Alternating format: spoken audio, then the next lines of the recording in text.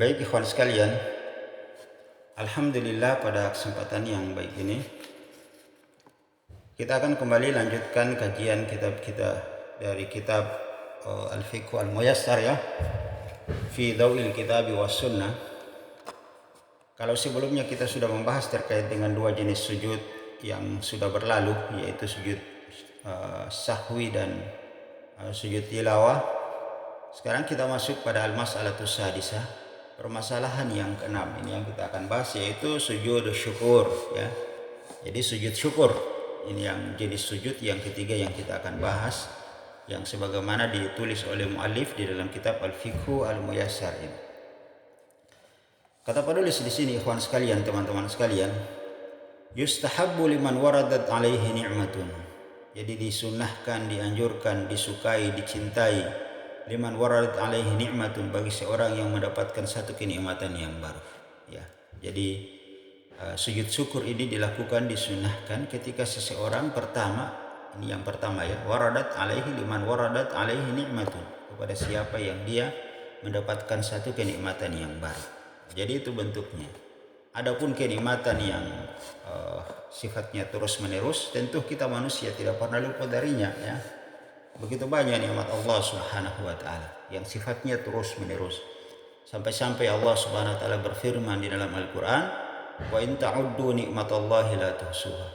Kalau sekiranya kalian mencoba-coba untuk menghitung-hitung, menjumlah, mengkalkulasi nikmat karunia yang telah kami berikan kepada kalian, la tuhsuha, maka kalian tidak sanggup untuk menghitung dan menjumlahnya.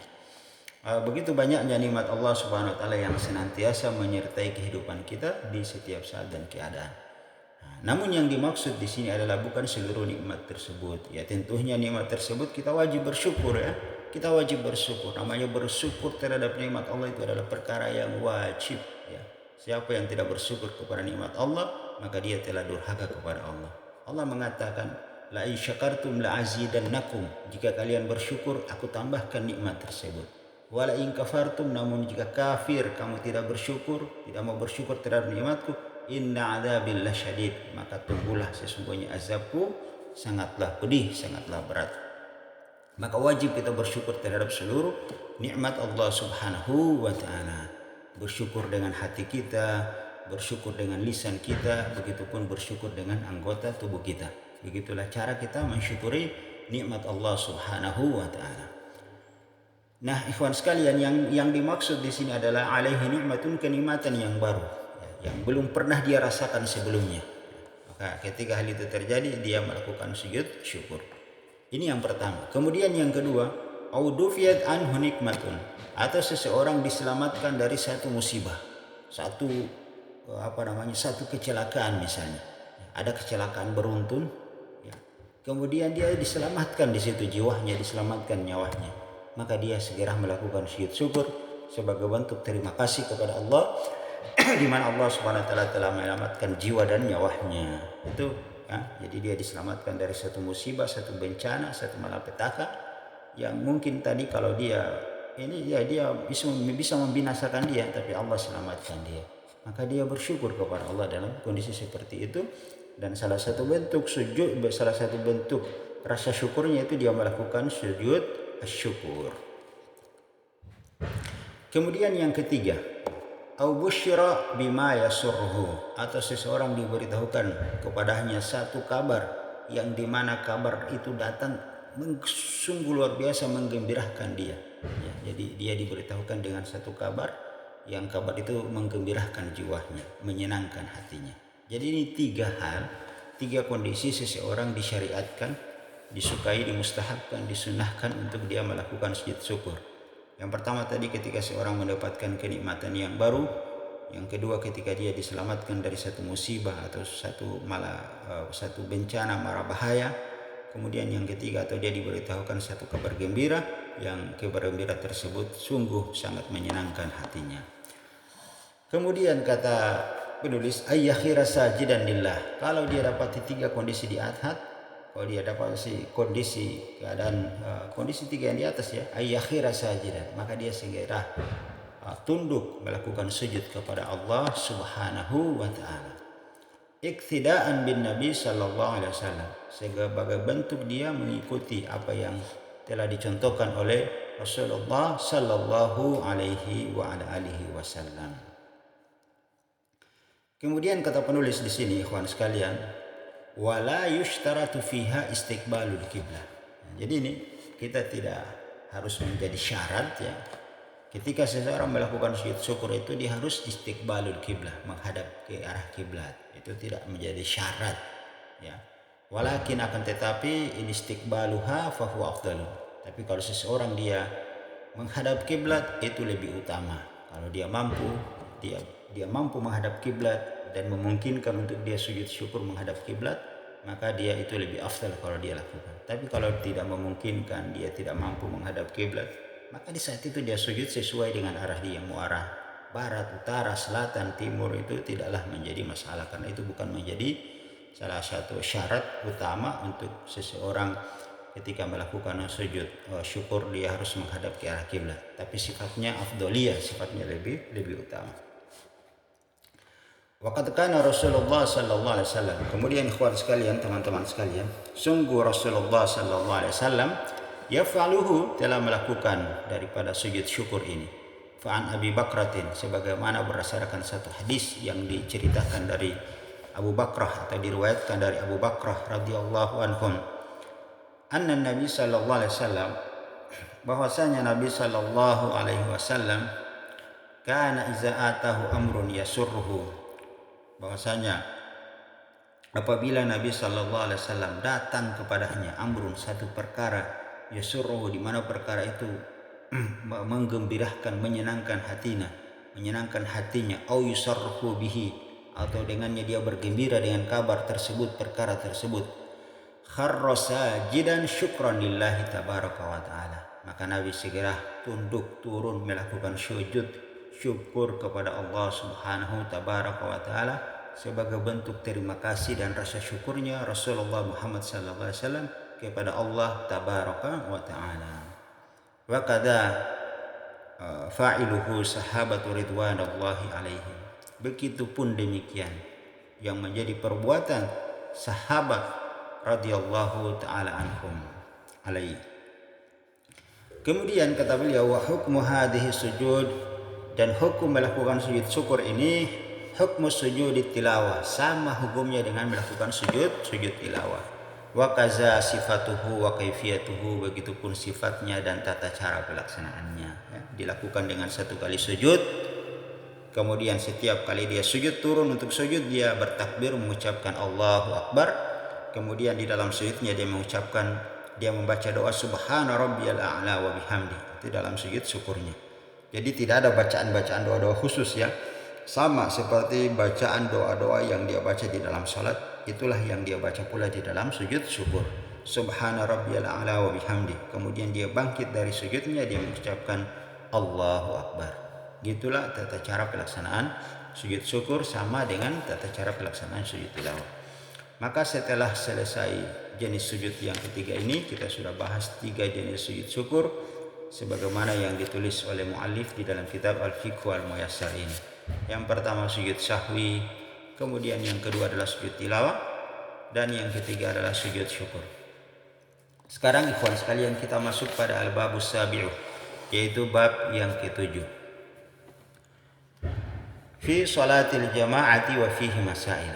Jadi pada bab yang ke-7 ini kita akan membahas terkait dengan hukum-hukum seputar salat berjamaah, wa fihi masaila, dan pada bab ini ada beberapa permasalahan yang insyaallah kita akan mencoba untuk sama-sama membahas dan menjelaskannya. Yang pertama kata penulis, al-mas'alatul ula, permasalahan yang pertama pada bab yang ke-7 ini yaitu fadlus salatil jama'ati wa hukmuha. Yang pertama adalah fadlus salatil jamaah, keutamaan pelaksanaan salat berjamaah. Apa keutamaannya? Wa hukmuha, dan hukum pelaksanaan salat berjamaah.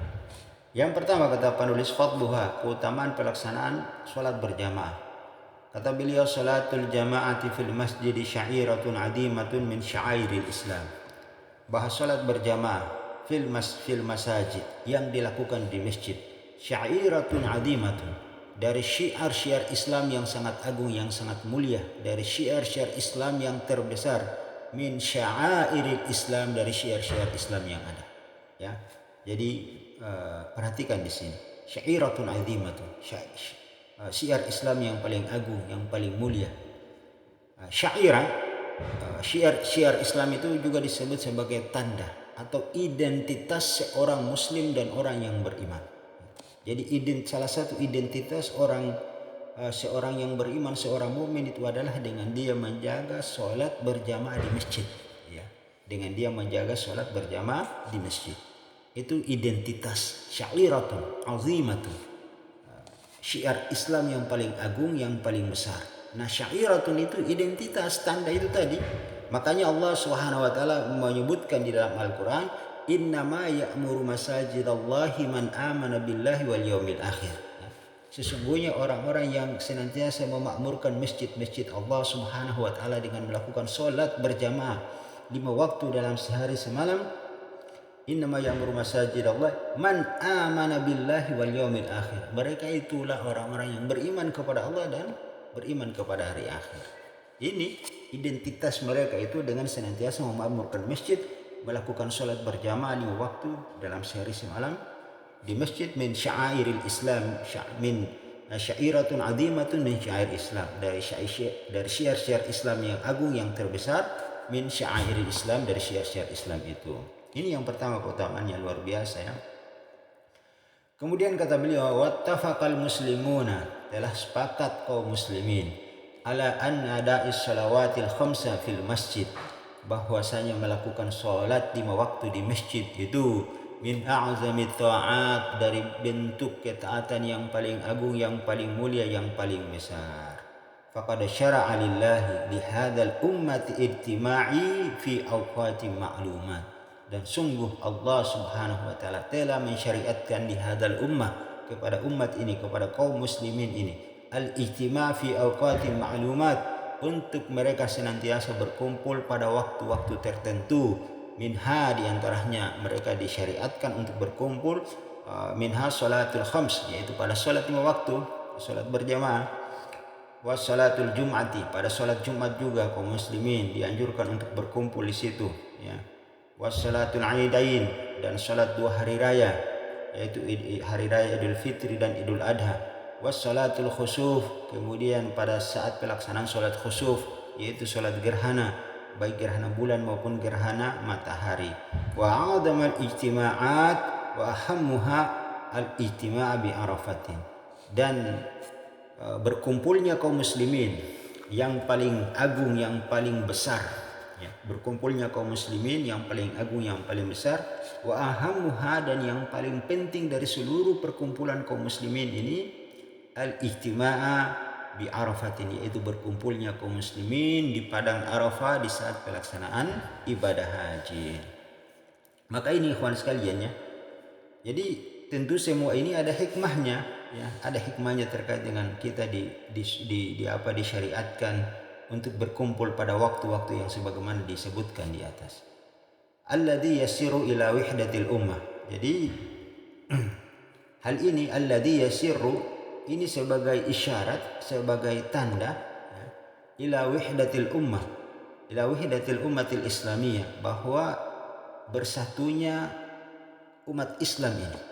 Ini sebagai tanda, sebagai syarat bahwa kalau kita umat Islam ini dalam kondisi bersatu ya. Kita dalam kondisi bersatu.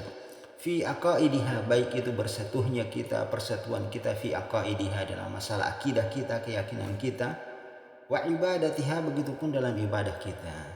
Jadi terkadang meskipun kita berselisih paham ya, dalam masalah-masalah fikih, dalam masalah-masalah tata cara ibadah, tapi kalau sudah bentuknya sholat berjamaah, maka kita semua akan sepakat bahwa waktu pelaksanaan sholat berjamaah itu misalnya duhur ketika matahari telah zawal, asar ketika tinggi bayangan seseorang sama dengan panjang aslinya, itu sudah masuk waktu asar ya. Waktu maghrib adalah merupakan ketika matahari terbenam ya.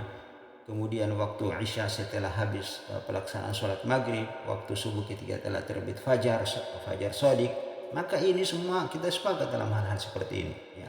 Maka disitulah kita berkumpul kaum muslimin di 5 kali dalam sehari semalam. Begitupun dalam pelaksanaan sholat id.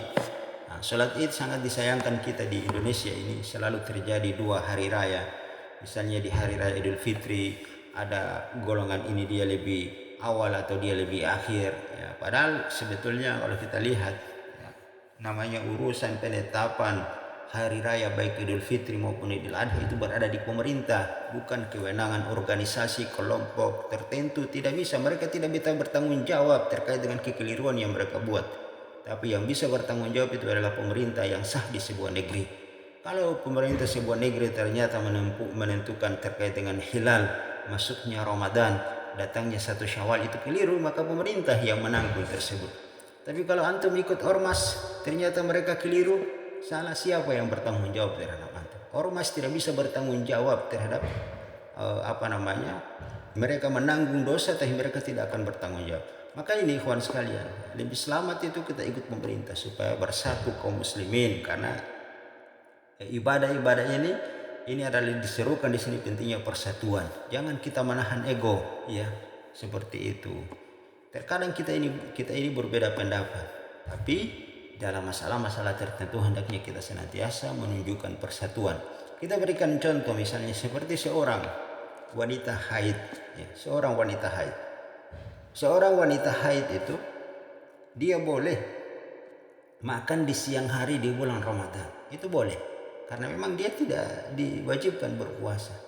Tapi dia tidak boleh makan, ya, itu makan di jalan-jalan misalnya, dia sambil makan sambil jalan, tidak bisa. Kenapa? Karena itu akan menunjukkan perbedaan.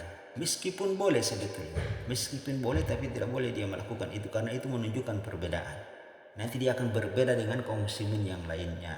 Sama dengan pelaksanaan Idul Fitri dan Idul Adha ini.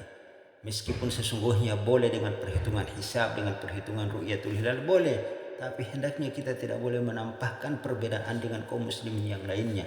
Ikut pemerintah itu lebih selamat. Kemudian wassalatul khusuf, dan begitupun pelaksanaan salat khusuf, yaitu salat gerhana, baik gerhana bulan dan gerhana matahari. Ya, jadi kita lanjutkan tadi alladzi yasiru ila wahdatil ummatil islamiyah fi aqaidiha wa ibadatiha, dari bersatunya kaum muslimin baik dari sisi akidah maupun ibadah yang mereka lakukan, wa syairi diniha, dan segala bentuk perkara-perkara masalah-masalah agama yang lainnya. Semuanya hendaknya seseorang itu bersatu. Meskipun mereka berselisih paham dalam masalah-masalah furu', dalam masalah-masalah ilmu cabang, ilmu fikih dan seterusnya. Wa syuri'at hadhil ijtima'at al-azimati fil islami li ajli masalihil muslimin. Jadi disyariatkannya hazil ijtima'at al-azimati fil islam, disyariatkannya perkumpulan-perkumpulan yang agung ini di dalam Islam li ajli masalihil muslimin. Jadi tujuannya semata hanya demi kemaslahatan kebaikan kaum muslimin. Itu tujuannya. Ya, ada maslahat li ajli masalihil muslimin, semata hanya untuk kemaslahatan kaum muslimin.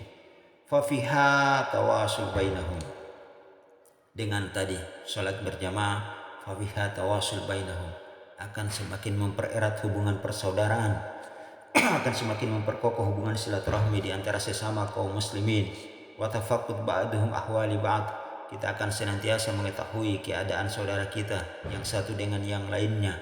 Ada si fulan tidak datang melaksanakan sholat berjamaah, pasti kita bertanya kemana si fulan, ya. Nah, mungkin dia sakit, mungkin dia ada masalah, mungkin dia menghadapi sesuatu yang menyulitkan dirinya, maka kita akan mengunjungi dia, mencari tahu keadaan dia. Oh, ternyata dia sakit, kita akan mengunjungi dia.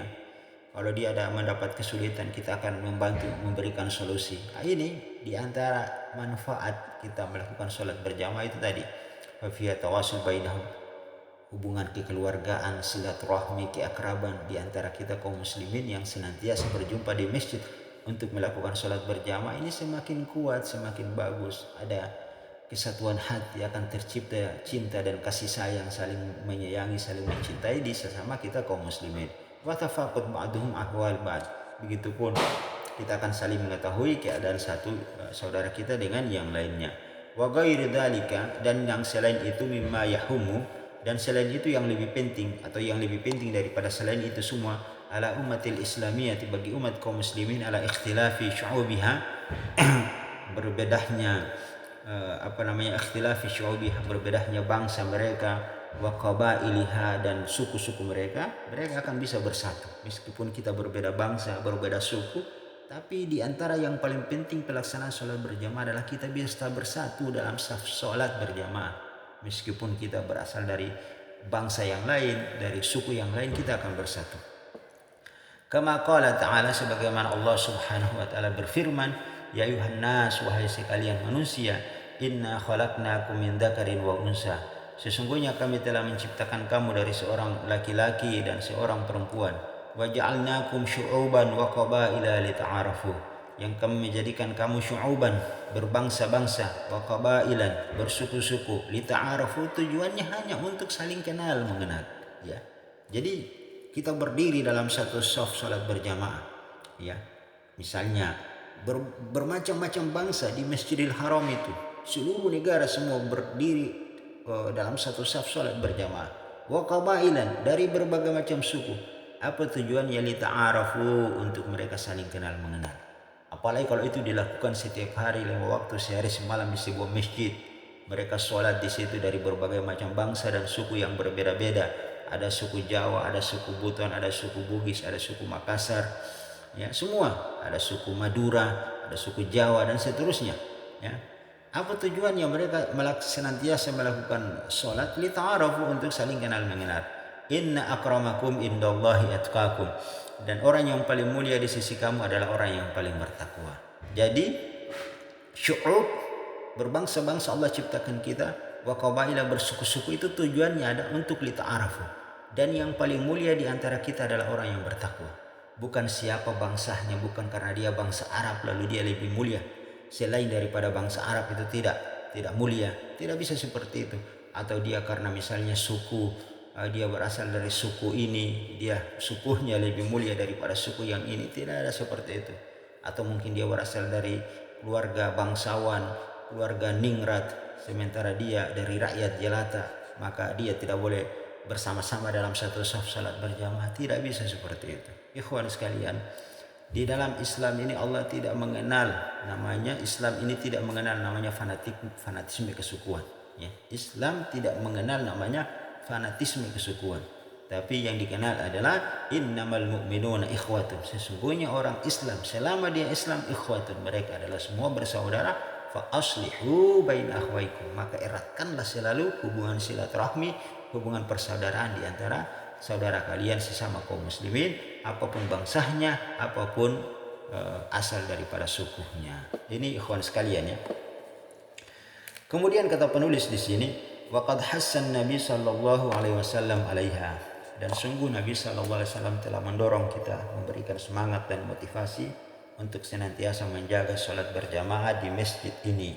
Wa bayyana fadluha wa 'azima ajraha, dan Nabi sallallahu alaihi wasallam bayyana, menjelaskan, fadluha, keutamaan daripada salat berjamaah ini, wa 'azima ajruha, dan besarnya pahala yang akan didapatkan orang yang senantiasa menjaga salat berjamaah ini.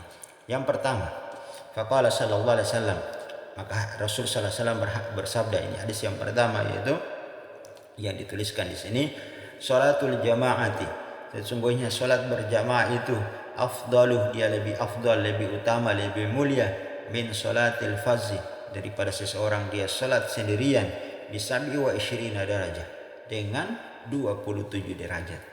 Jadi kalau antum salat sendirian di rumah antum, di mana saja, yang jelas dilakukan sendirian, maka itu perbedaannya dengan salat secara berjamaah bisabi wa isyirina darajah, dengan 27 derajat perbedaan. Bayangkan, ya, sangat jauh sekali selisihnya antara 1 dan 27. Itu bukan perkara yang selisih yang dekat, itu yang sangat jauh sekali, ya.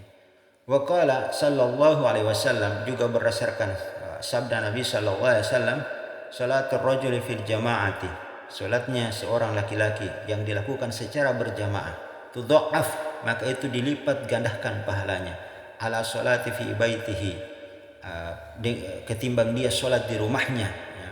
Wa fi suqihi, atau dia salat di pasarnya, di rokohnya, di tokohnya, di tempat dia berjual. khamsan dengan perbedaan khamsan wa ashrina darajah dengan 27,5 dengan 25 derajat. Ya, bayangkan. Kalau yang pertama tadi 27, kalau di hadis yang kedua ini 25. Istilahnya kalau ada orang mendapatkan 1 juta, maka yang sholat berjamaah ini dia mendapatkan 27 juta.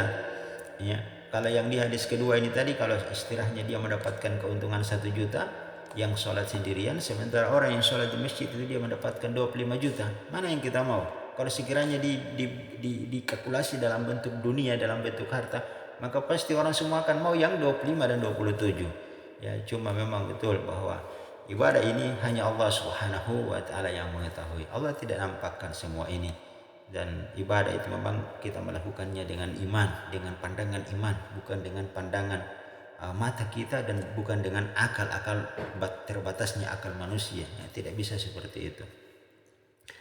Wadhalika, maka demikian kata Nabi, wazalika annahu, yang demikian itu disebabkan karena idza tawaddah, kata Nabi, apabila seseorang dia berwudu, fa ahsanal wudu'a, kemudian dia betul-betul memperbaiki wudunya, thumma kharaja ilal masjid, kemudian dia keluar dari rumahnya menuju ke masjid, la yakhrujuhu illa shalah, dan dia tidak keluar dari rumahnya kecuali niatnya hanya untuk melaksanakan sholat, lam yakhtu khutwatan illa rufi'at lahu biha darajah, maka lam yakhtu khutwatan, tidaklah dia melangkahkan satu langkah kakinya, illa rufi'at lahu biha darajah, kecuali akan diangkat untuknya satu derajat. Jadi setiap dia melangkahkan misalnya kaki kanannya, satu kali dia melangkahkan akan diangkat satu derajat kepadanya, diberikan satu pahala untuknya. Wa khutta anhu biha khati'ah, dan untuk langkah kaki selanjutnya, yaitu misalnya dia melangkahkan kaki kirinya, wa khutta anhu biha khati'ah, maka dihapuskan untuknya satu dosa. Masya Allah. Contohnya tadi, dia langkahkan kaki kanan, dia dapat satu pahala. Begitu dia langkahkan kaki kiri, digugurkan satu dosa. Begitu terus beriringan. Bayangkan kalau dia dari rumahnya 100 langkah, maka dia dapatkan 100 kebaikan, dihapuskan darinya 100 dosa. Semakin banyak langkah yang dia tempuh di masjid, menuju masjid, maka semakin banyak pahala yang dia dapatkan. Belum lagi setiap bumi yang dia pijak di atasnya untuk dia lewati, pergi melaksanakan sholat berjamaah, itu semua akan menjadi saksi pada hari kiamat nanti. Yauma idzin tuhadditsu akhbaraha. Pada hari kiamat nanti bumi ini akan bersaksi terhadap apa yang dia saksikan, yang dia ketahui. Ini ikhwan sekalian ya. Jadi semua akan menjadi saksi. Maka Nabi SAW terkadang beliau pergi melakukan sholat berjamaah, beliau perginya melewati satu jalan yang lainnya, dan beliau kembali itu lewat pada jalan yang lain. Jadi perginya dia lewat di jalan yang lain, pulangnya pun dengan di jalan yang lain, tidak lewat di jalan yang sama, tidak. Dan begitu terus Nabi SAW melakukannya. Karena itu tadi, yauma idzin tuhadditsu akhbara, setiap bumi yang kita pejagi untuk berangkat kita melakukan sholat berjamaah itu akan menjadi saksi kebaikan pada kita di hari kiamat kelak nanti. Faiza sholla, kemudian kata Nabi, maka apabila seseorang melaksanakan sholat, lam tazalil malaikatu tusalli alaih, malaikat akan senantiasa mendoakan orang yang melaksanakan sholat ini. Masya Allah ya, malaikat senantiasa tusalli alaih, mendoakan orang yang melaksanakan sholat ini. Allahumma ghfir lahu, ya Allah ampunilah dia. Allahumma arhamhu, ya Allah rahmati dia. Ya Allah kasihani dia, ya Allah sayangi dia, ya Allah ampuni dia. Terus menerus malaikat mendoakan orang yang melaksanakan sholat itu, madama fi sholati, selama dia berada di tempat sholatnya. Maksudnya apa?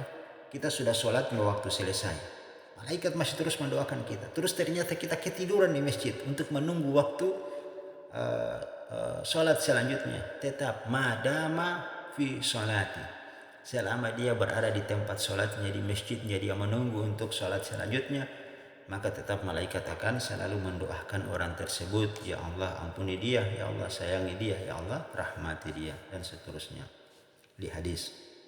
Maka ini ikhwan sekalian yang keutamaan daripada sholat berjamaah. Tadi kita bahas terkait dengan sujud syukur, kemudian kita bahas juga terkait dengan keutamaan pelaksanaan sholat berjamaah. Insya Allah kita akan masuk pada yang kedua, yaitu hukum pelaksanaan sholat berjamaah. Ini insya Allah kita akan bahas pada pertemuan-pertemuan yang akan datang. Subhanakallahumma wa bihamdik. Ya, kita cukupkan sampai di sini akhirnya. Subhanakallahumma wa bihamdik, asyhadu an la ilaha illa anta, astaghfiruka wa atubu ilaik. Assalamualaikum warahmatullahi wabarakatuh.